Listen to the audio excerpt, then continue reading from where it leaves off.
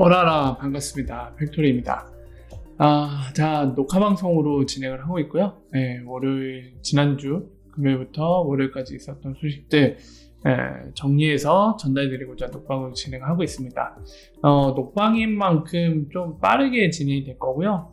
디테일한 설명보다는 어떤 소식이 있었고, 그리고 그 소식에서 중요한 포인트는 뭔지를 짚는 위주로 포커싱을 맞춰서 진행할 예정입니다. 혹시 디테일한 부분이 좀 궁금하시다고 하면 댓글로 남겨주시면 거기에 대해 답변을 드리도록 하겠습니다. 아니면 다음 방송 라이브 때 오셔갖고 찾아와 주셔서 직접 질문을 주시거나 얘기를 주셔도 좋습니다. 자, 그래서 시작을 해보도록 할게요. 자, 첫 번째 소식은 이 인스타그램 소식인데요.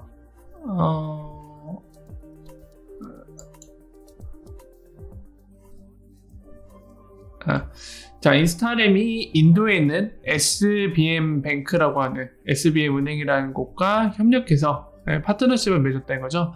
인도에서, 즉 SBM 은행이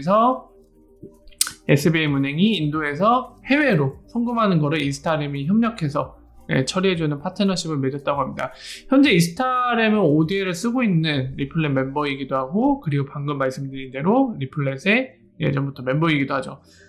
그리고 더불어서 우리가 한 가지 더 알아야 될 거는 리프사가 머니그램만큼은 아니지만 일반 회사보다는 훨씬 많이 머니그램한테 투자한 액수의 한 절반 정도는 투자를 한 회사이기도 하거든요. 굉장히 많은 액수가 투자된 회사이기도 합니다. 싱가포르 베이스로 지금 활동하고 있는 회사이기도 하고요. 첫 번째 소식이 이 소식이었고요. 그리고 두 번째가 이제 비자 소식인데, 여러분들 비자가 얼마 전에 이제 본인들의 디지털 화폐에 대한 본인들의 입장을 공식적으로 밝혔잖아요. 사이트를 통해서.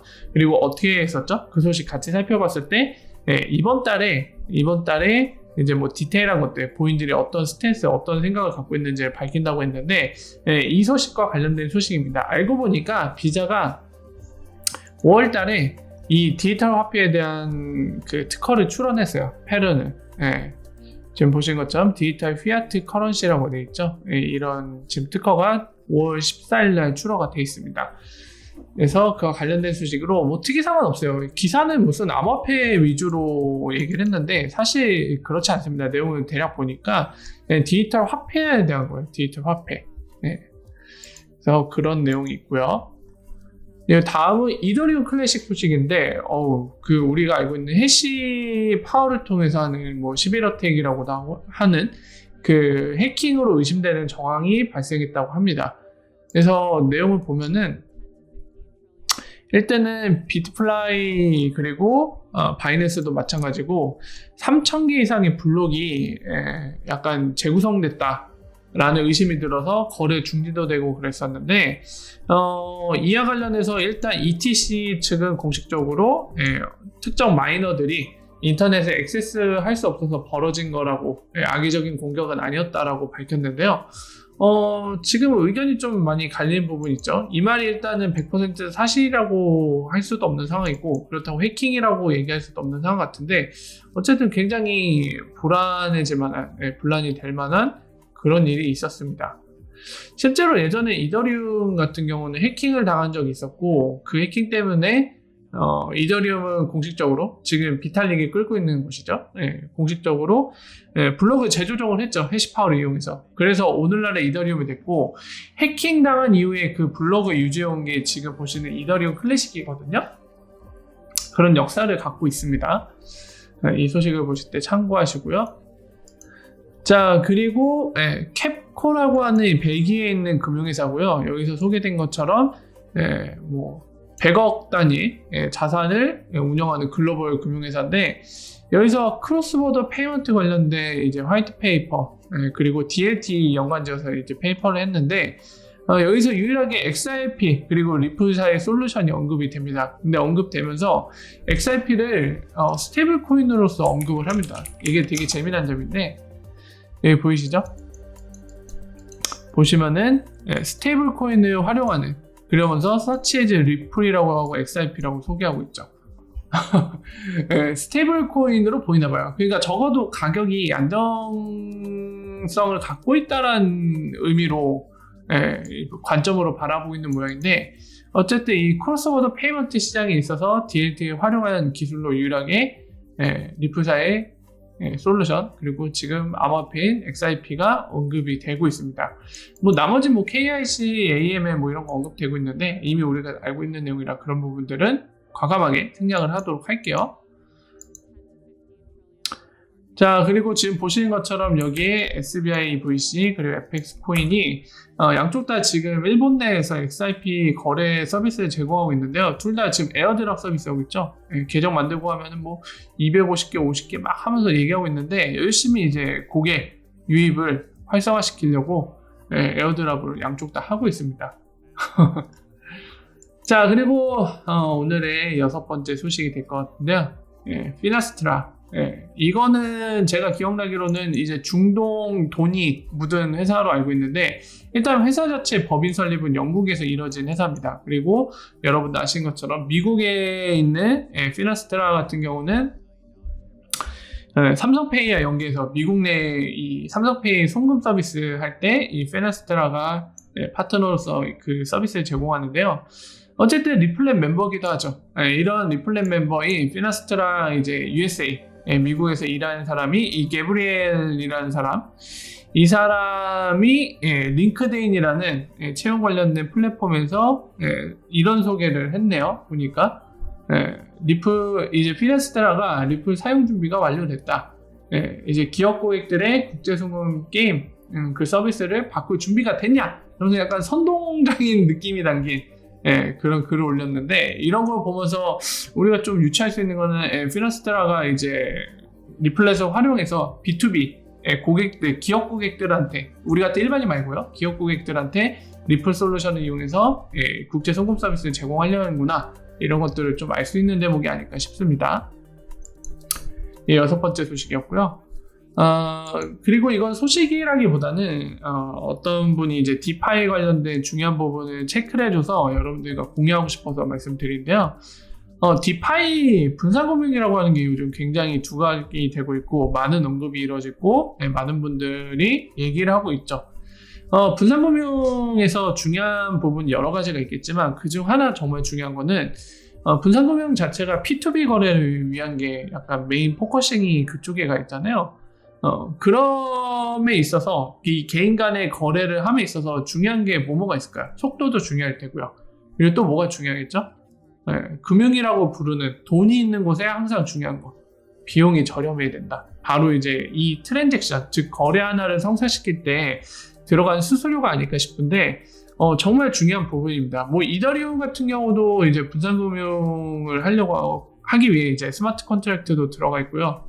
온레저 위에 블록체인 직접 위에 있고 그리고 그 밖에 많은 것들이 이 스마트 컨트랙트 또는 이제 디파이라는 걸 하겠다라고 많이 나서고 있는데 뭐가 됐던 간에 어쨌든 중요한 경쟁력 포인트 퍼포먼스 중 하나는 바로 수수료입니다. 그 점을 잊으면 안 되겠죠. 비싼 한 거래당 비싼 수수료가 들어가는 분산금융은 아무래도 경쟁력을 이룰 수밖에 없겠죠. 그런 중요한 포인트가 언급돼서 한번 같이 공유를 했고요. 뭐가 됐던 간에 분산금융 관련된 거 있어서 정말 우리가 꼭 체크해야 될 부분은 트랜잭션당 수수료가 아닐까 싶습니다. 그 부분을 좀 기억을 하셔야 될 것 같고요. 그리고 8번째 소식은 인도 관련된 건데 우리가 최근까지 알고 있던 소식은 인도 내에서 이제 암호화폐 자체 거래를 금지하는 쪽으로 이제 인도 내에 있는 금융기관들 특히 은행들을 움직여서 그렇게 압박을 줬었는데 결국에 거기에 대한 대법원의 판결이 이거는 위법이다 해갖고 그게 일시적으로 풀렸었다는 소식까지 우리가 들었었잖아요. 근데 그 이후의 소식인데 지금 인도 정부가 확인을 해준 게 이 크립토빌 암호화폐 관련된 법안이 이제 승인을 대기하고 있다라는 소식을 이제 특정 언론을 통해서 확인을 했다라고 합니다. 근데 확인된 내용이 뭐 이제 그런 대법원의 판결로 인해서 생각을 선회한 게 아니라 여전히 암호화폐 금지 쪽으로 법안을 만들어 놓고 승인을 기다리고 있다고 합니다. 왜 이렇게 암호화폐를 싫어하는지 모르겠는데 어쨌든 인도는 여전히 좀 부정적인 상황이라고 보여지네요.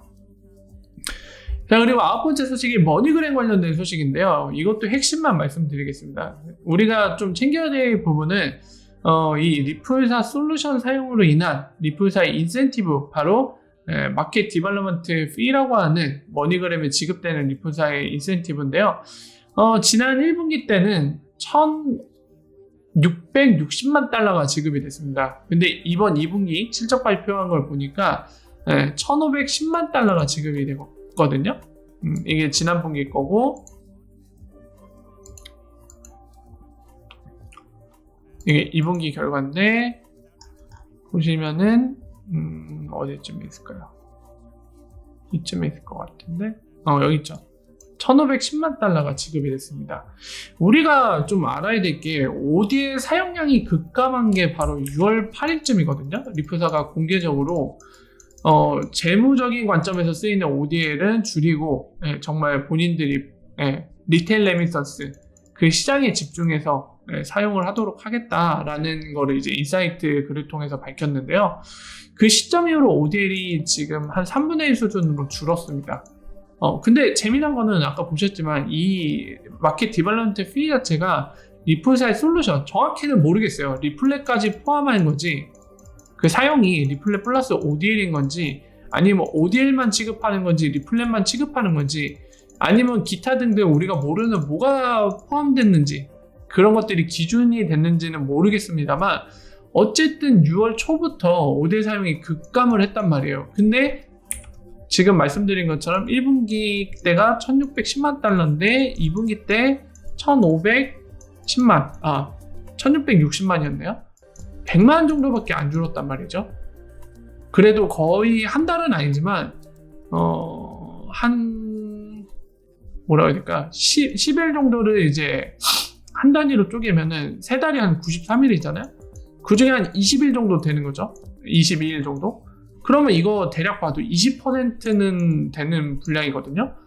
20%, 전체 20% 정도가 4분의 1로 줄어 있었어요, 사용량이.